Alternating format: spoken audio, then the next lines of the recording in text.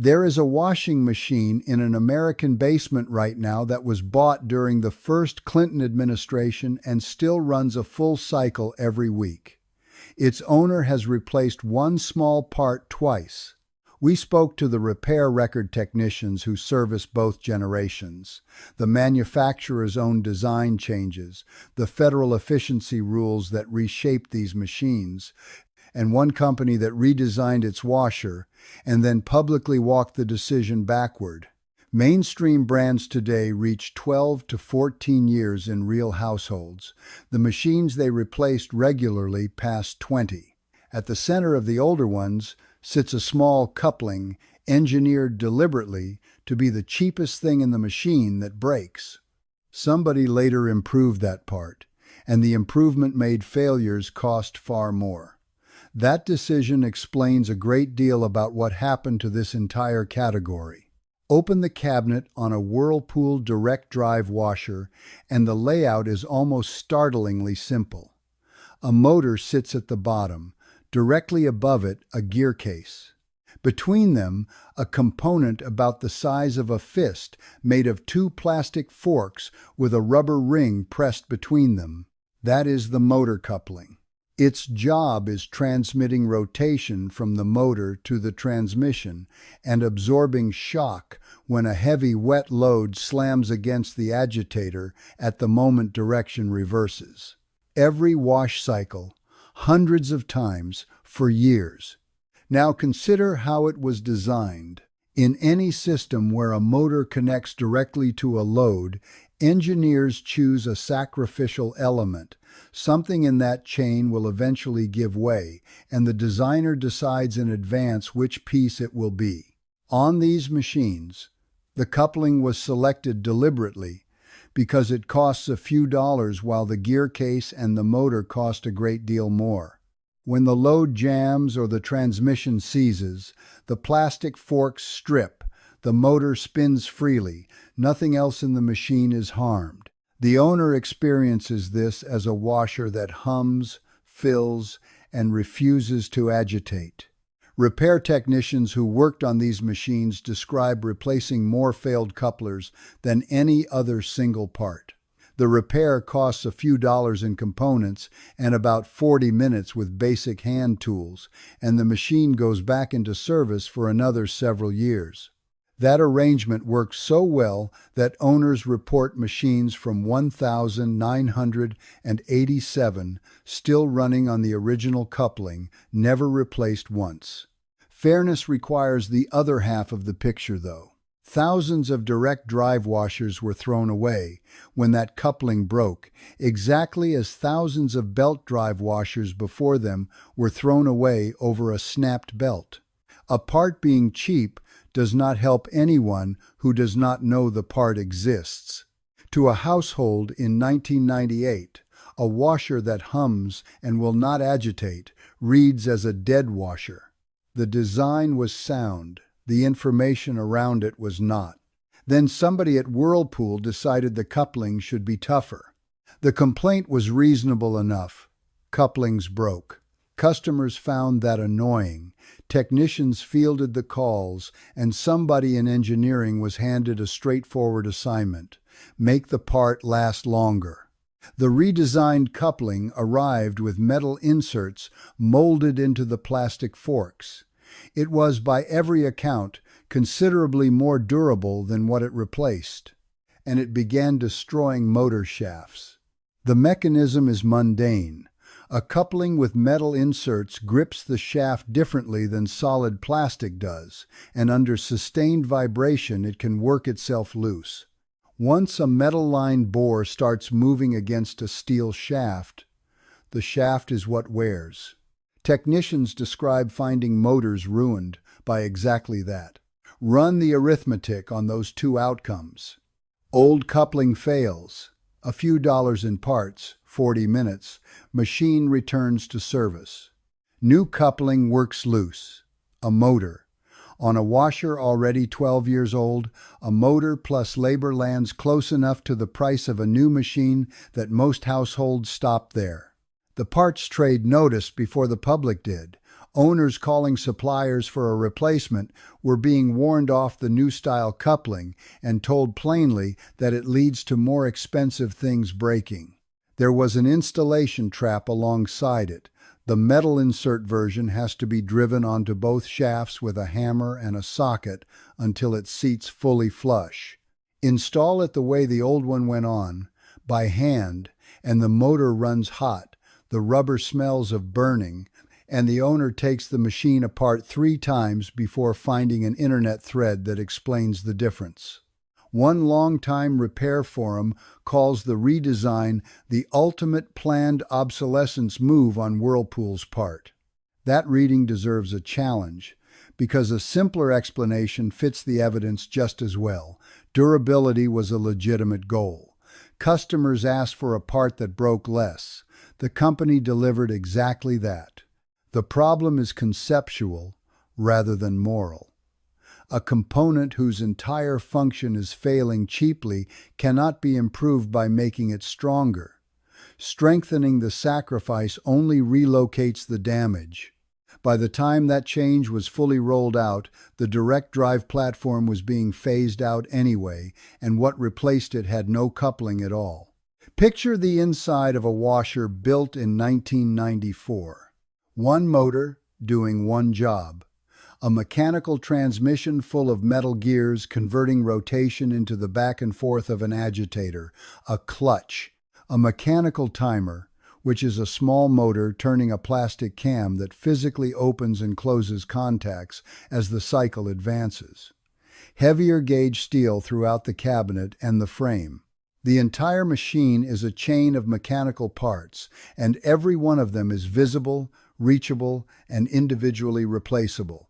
Now open a machine built in 2024. A variable speed inverter motor, controlled electronically rather than switched on and off. Electronic water level sensing instead of a mechanical pressure switch. A control board managing the entire cycle. On a great many designs, no transmission whatsoever. The rotor mounts directly to the basket, and the wash action comes from software telling the motor how to move. Both of those machines wash clothes. They fail in completely different ways. Before going further, the modern machine deserves its due, because this is not a story about decline in every dimension. Water consumption dropped dramatically. Energy use dropped with it.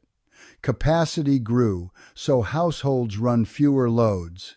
Spin speeds climbed, which pulls more water out and cuts drying time and drying energy. Modern machines are quieter, gentler on fabric, and considerably less likely to fail in their first 5 years than the machines your parents owned. Those are real gains, delivered by real engineering. The cost shows up in what happens afterward. Every component in that list is reliable taken alone. Assembled together, they multiply the number of things that can stop the machine. A mechanical timer either advances or it does not. A control board can fail in a dozen ways, several of which present as symptoms that look like something else entirely. The diagnostic experience changed with it. Older machines announced trouble mechanically, a grinding noise, a smell, a vibration you could feel through the floor. Newer machines announced trouble as a code on a display, and that code frequently points at a sensor rather than at the thing that actually broke. Parts availability closed the loop. Whirlpool has discontinued direct drive and Maytag Neptune parts, which strands machines that remain mechanically sound and have simply outlived their supply chain. The machine stopped being a collection of parts and became an assembly, which changes what happens when one thing inside it wears out. A washing machine drum spins on bearings. Those bearings sit behind a seal, and the seal keeps water away from them. Seals wear. Every seal in every machine ever built eventually wears, and once water reaches a bearing, that bearing has a limited future. On the machines built through the 90s, replacing one was a job, unpleasant, awkward, requiring a puller and a few hours, and entirely possible. The parts existed and the assembly came apart.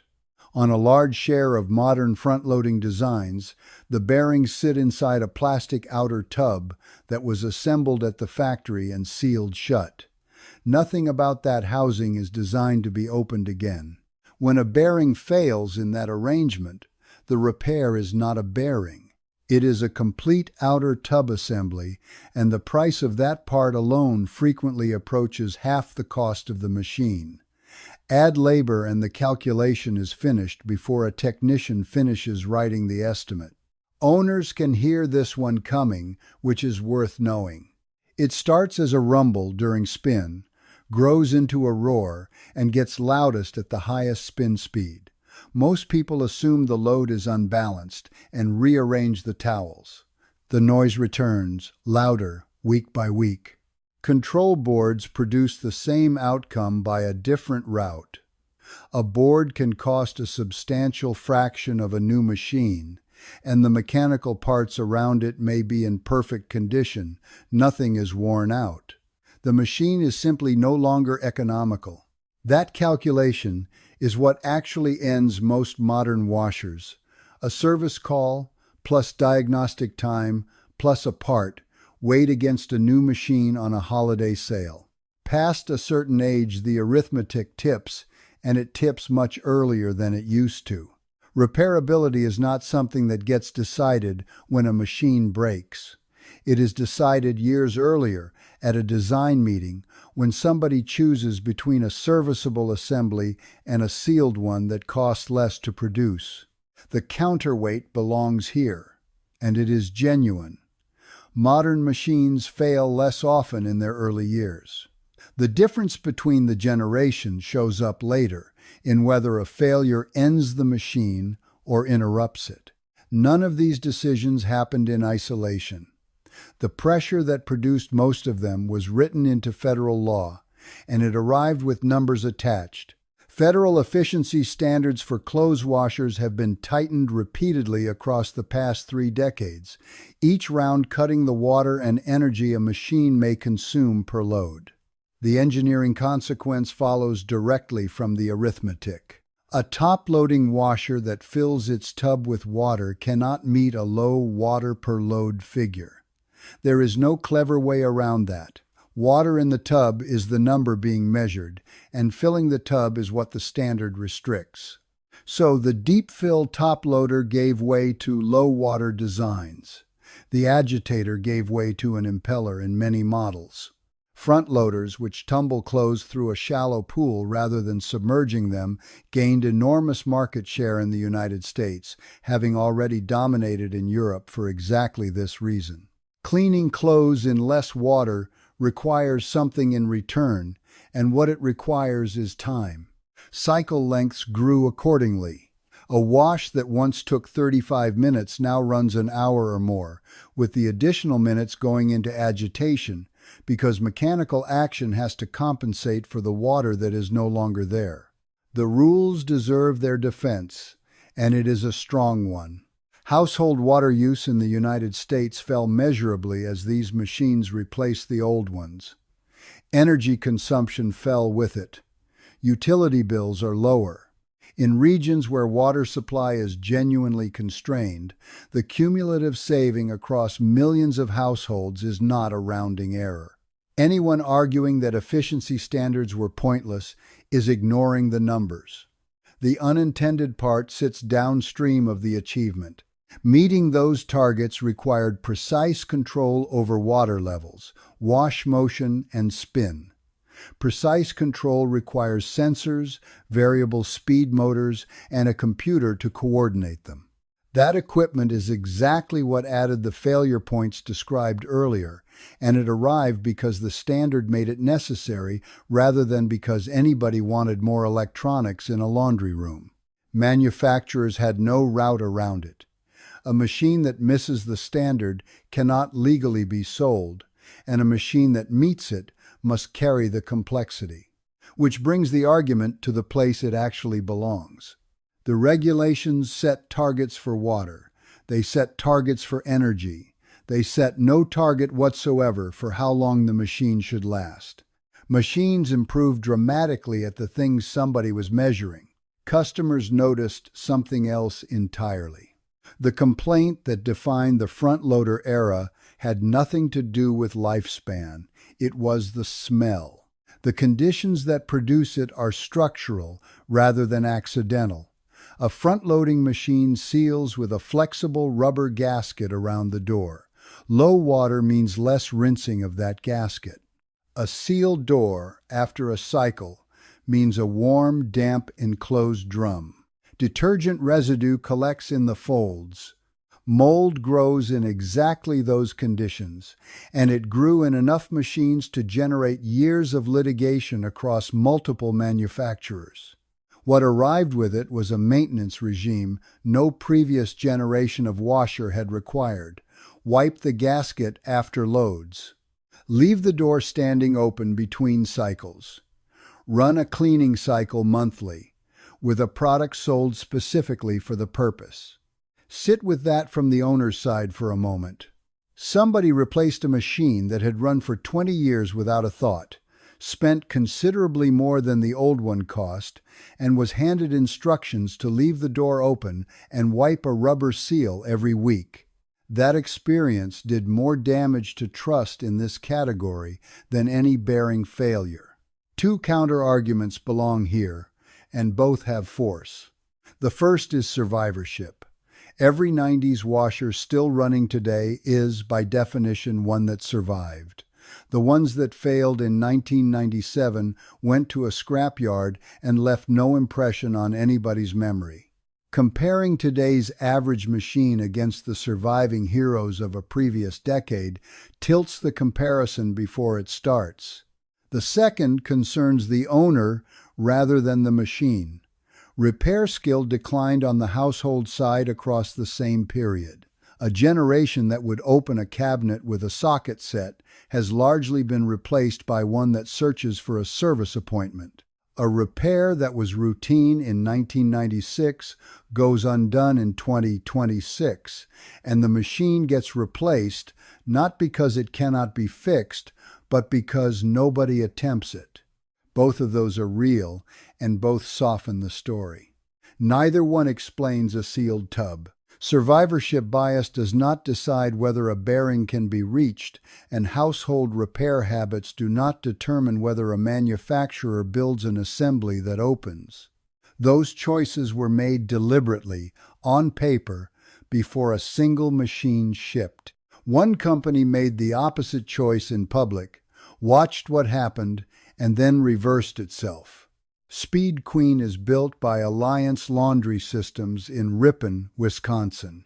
The company's main business is commercial laundry, the machines in laundromats, apartment buildings, and hotels, which run continuously and are expected to survive being used by strangers. Their residential washers are tested for 25 years of normal household use. In 2018, they redesigned the top load line. The new TR series changed the wash action to meet efficiency requirements. Rather than an agitator moving through a full tub, the machine moved the drum itself, producing a gentler wash with less water. Customers responded immediately, and not the way the company hoped. Reviews from that period describe a machine that would not clean, would not spin clothes dry, and required a second trip through the dryer. One owner, who had loved the previous version, wrote that the redesign was awful and asked for the old washer back. Another returned a new unit after 2 days. The recurring theme is people who had chosen this brand precisely because it resisted the industry trend, discovering their brand had joined it.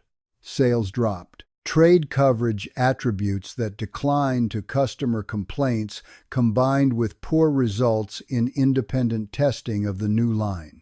In 2019, Speed Queen brought back the old machine.